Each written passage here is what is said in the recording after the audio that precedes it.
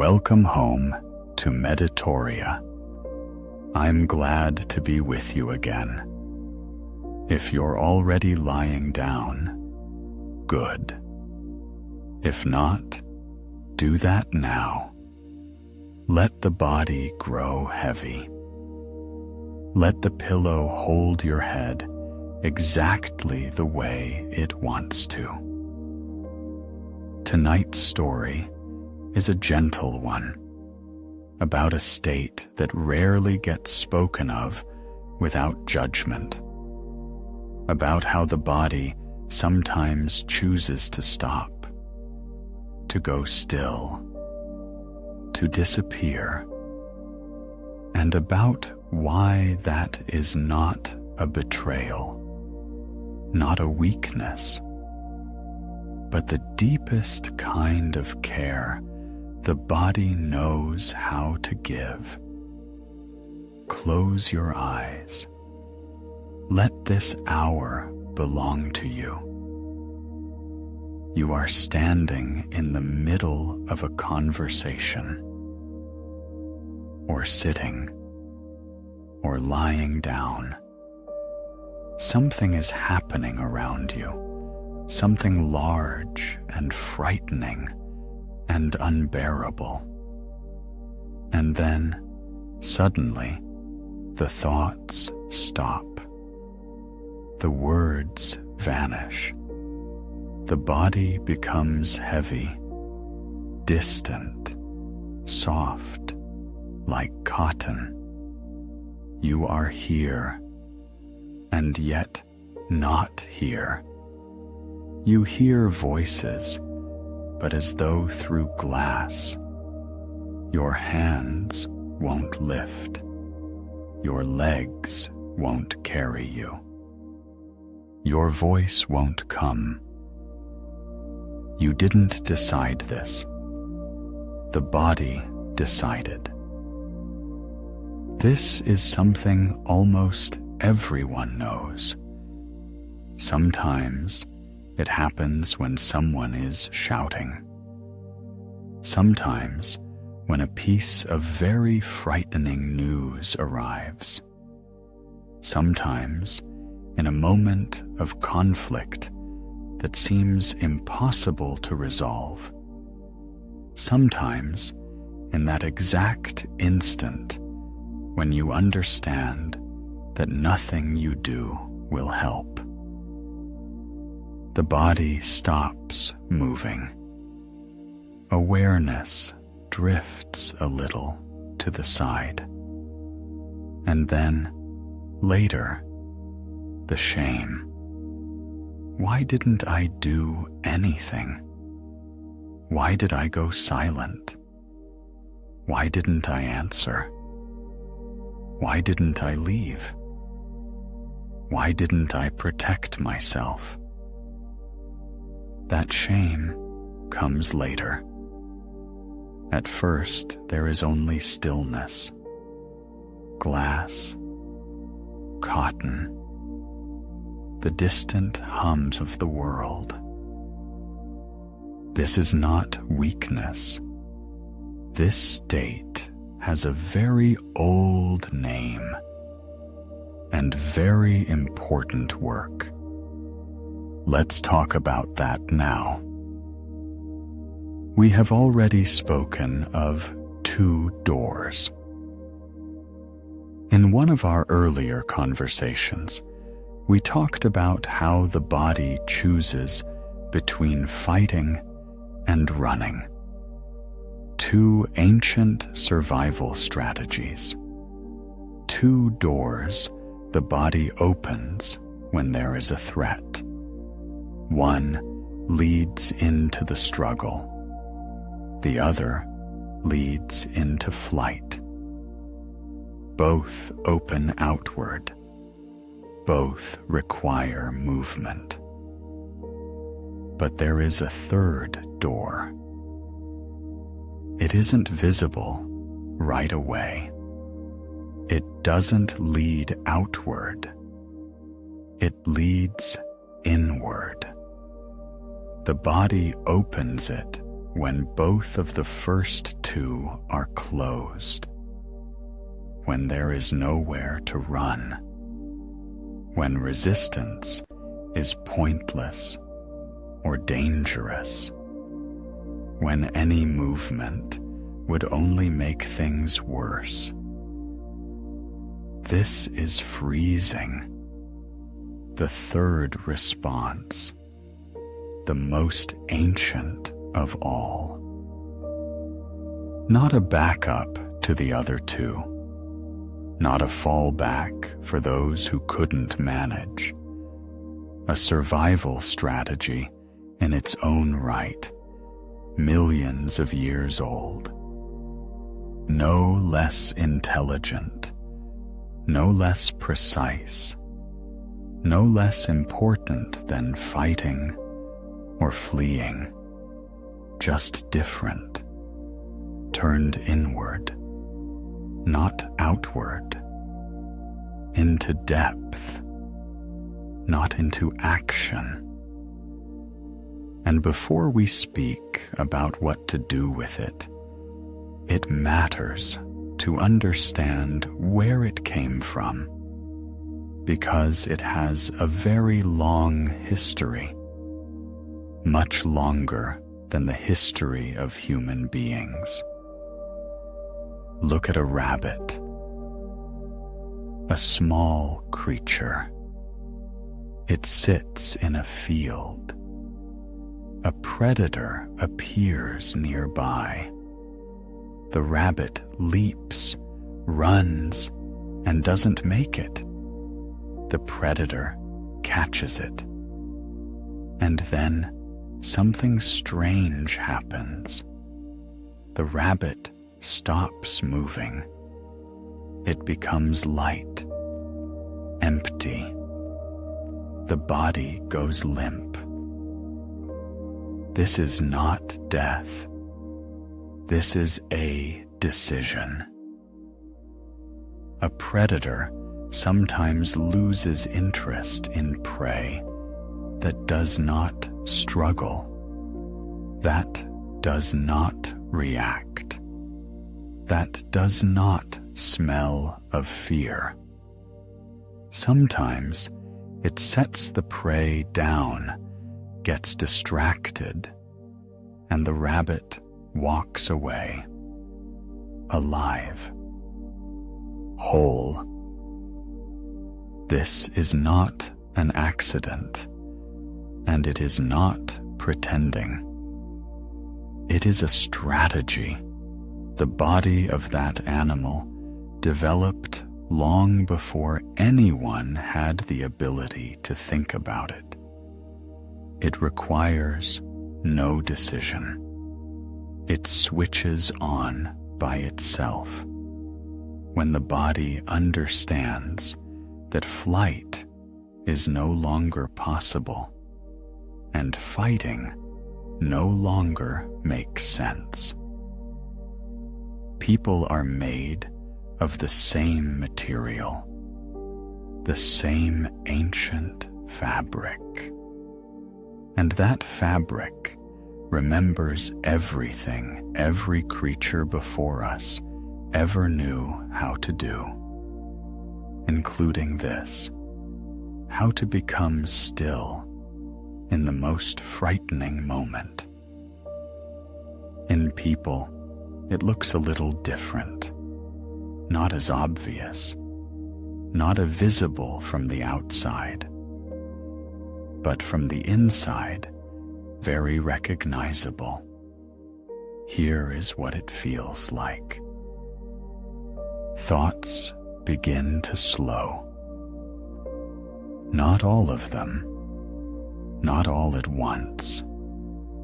At first, it just feels like the pause between words has gotten longer, that the world has shifted slightly out of gear, that you understand what is happening, but from somewhere to the side, as if this is someone else's life and you are watching a film. words don't come. They exist. You sense they are somewhere there. But between them and your mouth, something stands. A wall. Cotton. They won't come out. You open your mouth, and nothing happens. The body becomes heavy and distant at the same time. That strange combination where you feel it, but it doesn't quite feel like yours. Like looking at your hands and knowing they are your hands, but they don't respond as quickly as they should, or they don't respond at all. Time stretches. Seconds become long, or the opposite. A piece of time disappears entirely. You suddenly realize you have been sitting for a while, but cannot say how long. Pain softens. This is a natural mercy. The body raises the threshold for pain exactly when it is needed, so you can survive what is happening without being shattered by it in that very moment. Sometimes there is a strange cold. Sometimes, on the contrary, a warmth with no explanation. Sounds arrive through cotton. Light seems different. Perhaps you recognize this. Perhaps not. Perhaps yours happens differently. This is your map. No one else knows it exactly.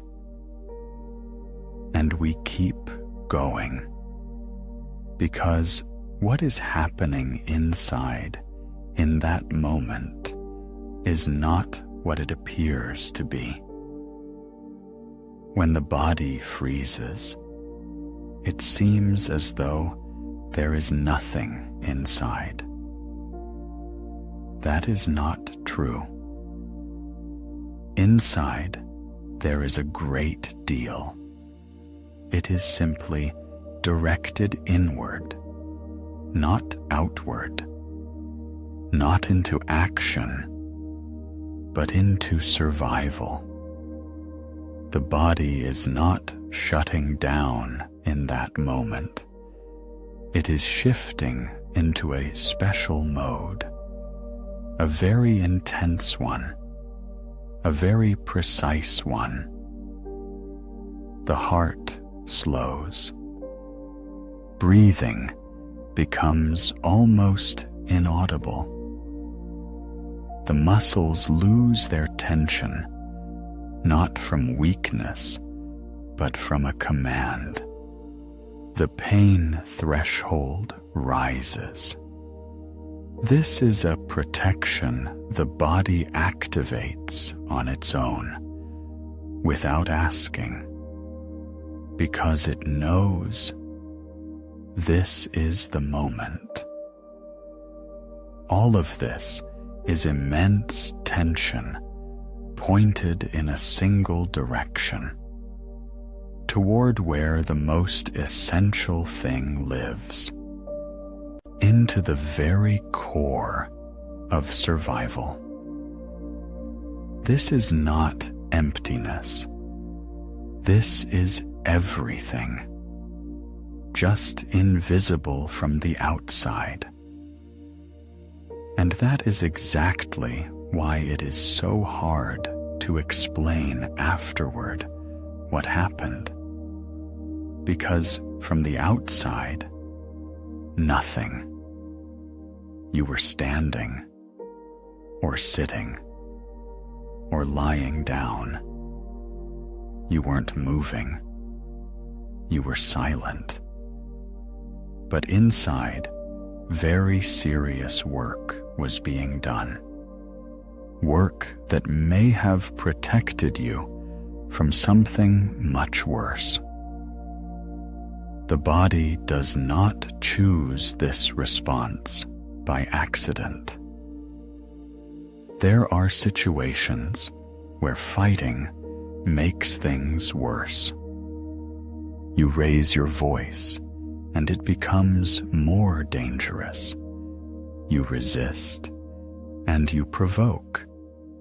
You run, and you are caught. Or simply, you are small, and the threat is large. You are alone, and there is more on the other side. The body reads this faster than the mind can form words. In a fraction of a second, it calculates which response gives the greatest chance of staying whole. And if that chance lives in stillness, in silence, in disappearing, the body chooses exactly that. This decision is right. It was not made from cowardice. It was made from a very precise reading of the situation, a reading that lives not in the head, but in the body itself, in its millions of years of knowledge.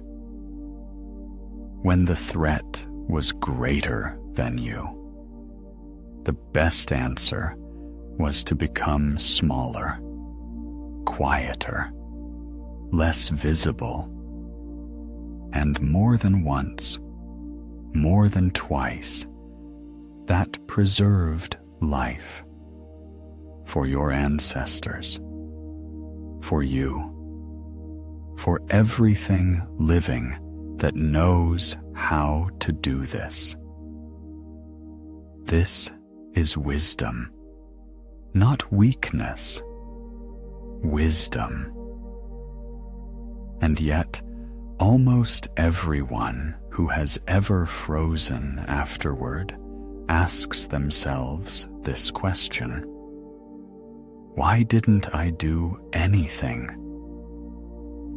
It arrives a few hours later, or a few days, sometimes years.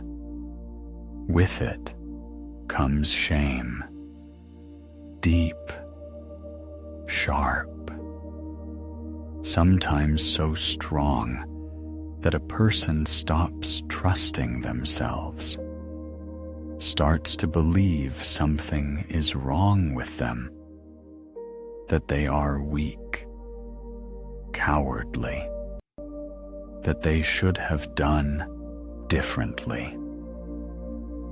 But that shame is addressed to the wrong person, because in that moment, the body was not choosing cowardice. It was choosing life. It was choosing the best available response, the best one for that situation, in those exact seconds, with exactly the resources it had. The shame belongs not to the one who froze. The shame belongs to the one who created the situation where freezing became the only safe answer. This is not your fault. This is your body's response to someone else's choice. One more thing. The body did this out of love for you. out of wanting you to stay, to keep going, to have a morning tomorrow. That sounds like a lot to say, but this is exactly how survival works. Not rationally, not beautifully, simply out of love for the continuation of life. Now, about what happens when the body grows used to the third door. If freezing has been the answer many times, the body remembers it, begins to choose it faster, grows accustomed to it the way the hands grow accustomed to familiar movements. The third door becomes the first choice. And then the fog becomes a familiar background. You live, and it is as if through glass. Feelings are there, but not at full volume. Words are there, but they don't always come. People are close, but far away. Life continues, but slightly to the side. This is not depression, not exhaustion, not laziness. This is a nervous system that has long been protecting you and continues to do so, not knowing that the situation has changed. It does not know things are different now, that the threat it learned to answer is no longer nearby, that it can be different now. It needs time to learn this. It needs to receive the proof again and again that here it is safe. There is an even deeper level of this state when the body retreats very far, almost entirely. That is a different story for another time. For now, about how the fog begins to lift. Because freezing does not leave through understanding. This is worth repeating. It is not removed by explanation. It doesn't go away when you say to yourself, "Everything is fine. There is no danger." Because it lives deeper than words. In the part of the body that does not read and does not reason, that learned its lessons long before you had language. It releases through the body, through small things, through the movement of a finger, through the way a leg shifts just slightly, through warmth that someone offers to a hand, through swaying forward and back, the way small children sway when they need to settle, through a quiet hum that rises on its own from the chest, through the feeling of feet on the floor, cold or warm, wood or carpet, through the body finding itself in space again. These are not exercises. These are not assignments. They are simply an invitation, a very quiet one, to return to yourself, not to leap back in, not to force it, not to demand anything, just to take one small step back toward the body. One step, the smallest one that is possible right now.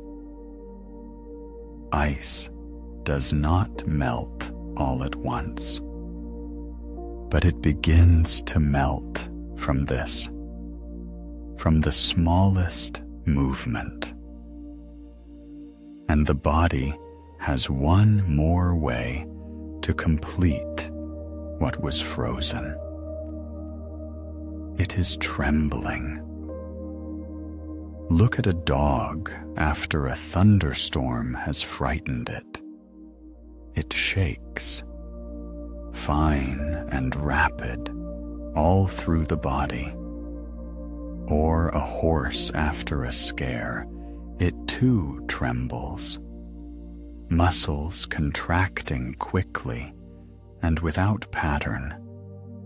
It looks like weakness, like something that needs to be stopped. But this is completion.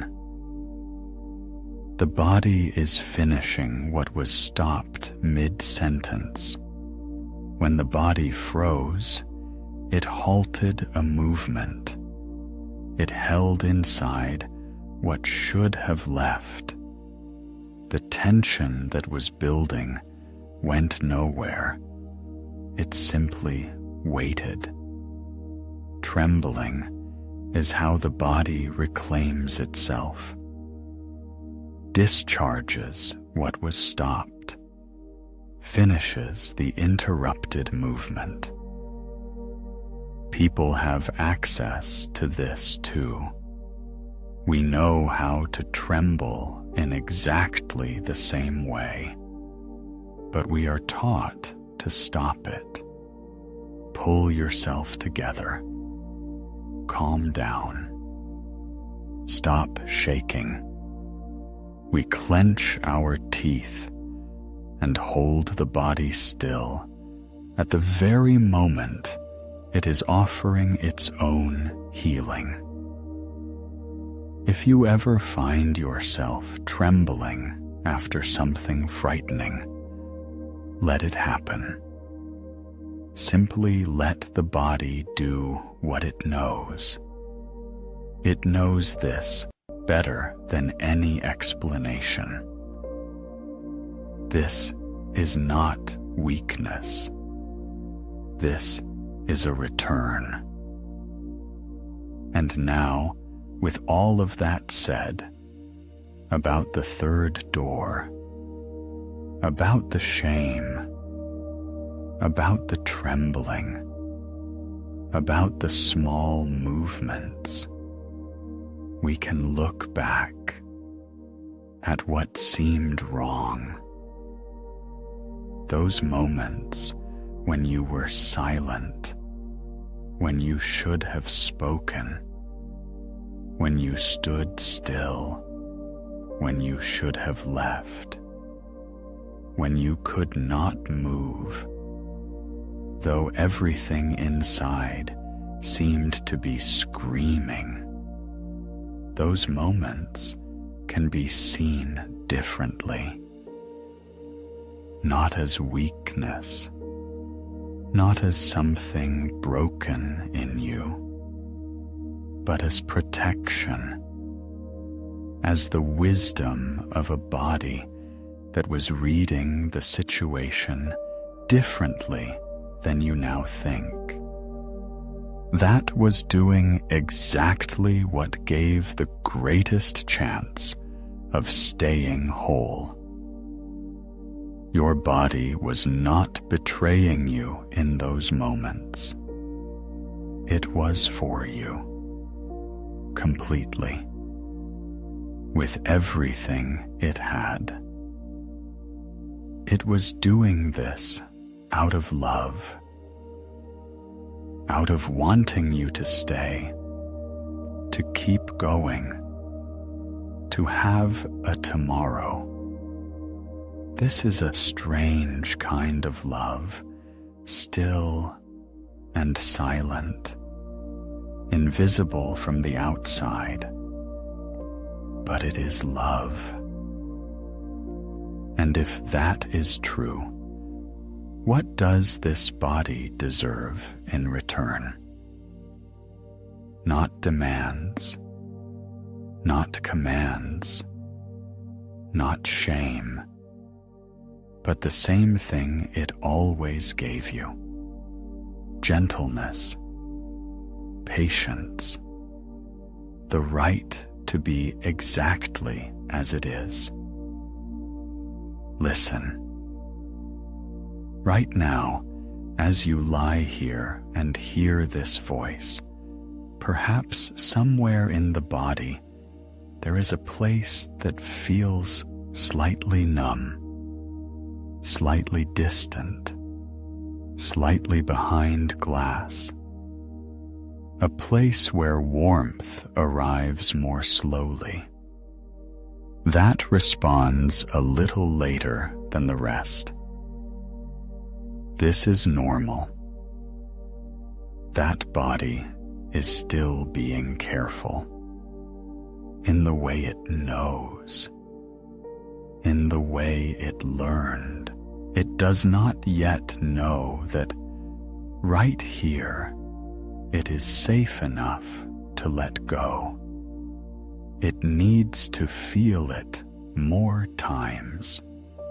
Here it is warm. Here it is quiet. Here no one is asking anything. Ice melts in its own time. Not because it was made to, but because it became warm enough, quiet enough, for long enough. You don't have to do anything right now. You don't have to thaw any faster than you are. You don't have to feel more than what is already being felt. Simply let the body move at its own pace. It knows this path. Another time, we will speak about why each of us has a different width, how much we can feel without losing ourselves, and how that space inside expands. But that is for later. For now, just this warmth, this quiet, this blanket that holds you, this exhale that lasts a little longer than it needs to, and asks nothing in return. You are safe. Here it is quiet enough. The ice, if there is any, let it melt on its own.